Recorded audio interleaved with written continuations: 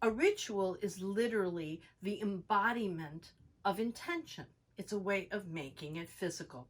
So every year for the past many, many years, I ritualize my intentions for the year by decoupaging and decorating my appointment book. What I begin by doing is Xeroxing the year before in color, and that becomes the first layer of skin on the new year. And then I begin to say, what is it that I want to invite and drop onto this book? So this was last year's book, and underneath it is many, many, many years of old art, right? And here's what happened. I put on this, less stress and more joy, and I put a picture of my dad. And that is what I wanted to be the cover on my new book, which hadn't even started to be written last year in January. Published in October. A ritual is literally the embodiment. It's a 2020 vision. A ritual is literally the embodiment.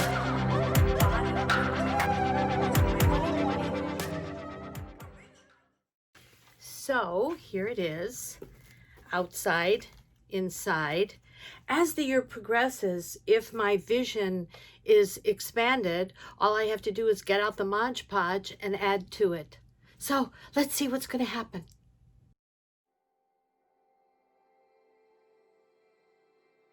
A ritual that I use to try to stay in balance is to employ the Chinese 5-element theory, and I've created an art installation the side of my house.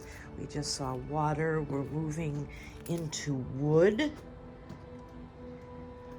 Each of these elements represents a season and an aspect of our emotions and our physical balance. Now we're at fire.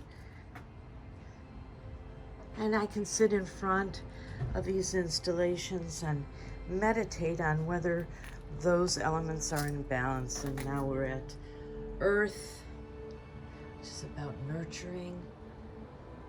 And finally, metal air, the wings of a bird, the chimes. Letting go, holding on. I made this installation. It's a global nest, and my neighbors and the little children in the neighborhood pick a rock, make a prayer or a vision to put into the nest as a creative ritual. So I'm standing at my front door, and you can see that my front door is collaged.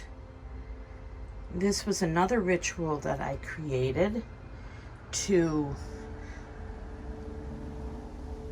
intentionalize what I wanted to come through my door. And on the other side of the door is what I want to take out into the world. And so this is the inside of my door. And these are things that I would like to invite to come out of the door, whether that's through my clients' growth or whether it is what I want to bring into the world. And these are some of my yearly intention dolls. A ritual to begin each year. And finally, when I was working on my inner child, I created a tree of life using my baby shoes as a little girl and honoring her path with this tree of life.